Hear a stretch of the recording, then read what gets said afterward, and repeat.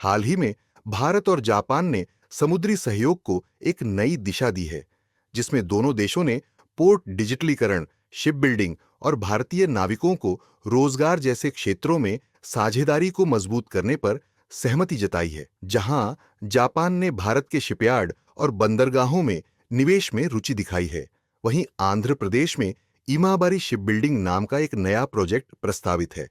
साथ ही दोनों देशों ने बंदरगाहों के संचालन में डिजिटल तकनीकों को अपनाने और कार्बन उत्सर्जन घटाने के लिए आपसी सहयोग करने का निर्णय लिया है। इसके अलावा जापान अंडमान निकोबार और लक्षद्वीप समूह को हरित, स्मार्ट और आपदा प्रतिरोधी द्वीपों के रूप में विकसित करने के लिए तकनीकी सहायता प्रदान करेगा और 1.54 लाख से अधिक प्रशिक्षित भारतीय नाविकों को रोजगार भी देगा। इन सभी पहलुओं के अतिरिक्त दोनों देश अगली पीढ़ी के जहाज डिजाइन, हरित समुद्री तकनीक और कोचीन शिपयार्ड लिमिटेड के माध्यम से साझा अनुसंधान व तकनीकी स्थानांतरण पर भी मिलकर काम करेंगे।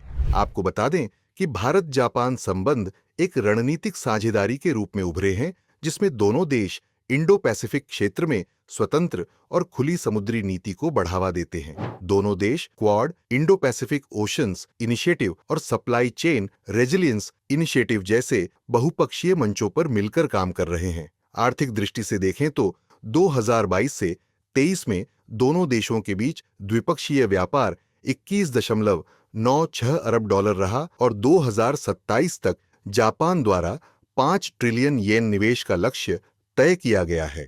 साथ ही बुलेट ट्रेन परियोजना और पूर्वोत्तर भारत में विकास कार्यों में जापान की भागीदारी partnership for quality infrastructure model के तहत हो रही है। ऊर्जा और तकनीक के क्षेत्र में भी दोनों देशों के बीच स्वच्छ ऊर्जा साझेदारी, असैन्य परमाणु समझौता और चंद्र अन्वेषण मिशन जैसे साझा प्रयास किए जा रहे हैं।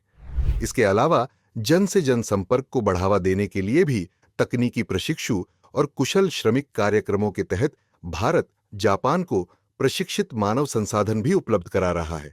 हालांकि इस साझेदारी में कुछ चुनौतियां, जैसे कि व्यापार असंतुलन, भारत में अपेक्षाकृत कम जापानी निवेश, चीन और रूस पर दोनों देशों की अलग रणनीतिक सोच और प्रमुख परियोजनाओं में देरी आदि भी बनी हुई है। इसके बावजूद भारत जापान समुद्री सहयोग भारत के मैरीटाइम इंडिया विजन 2030 और अमृतकाल विजन 2047 के उद्देश्यों को साकार करने में सहायक सिद्ध हो सकता है।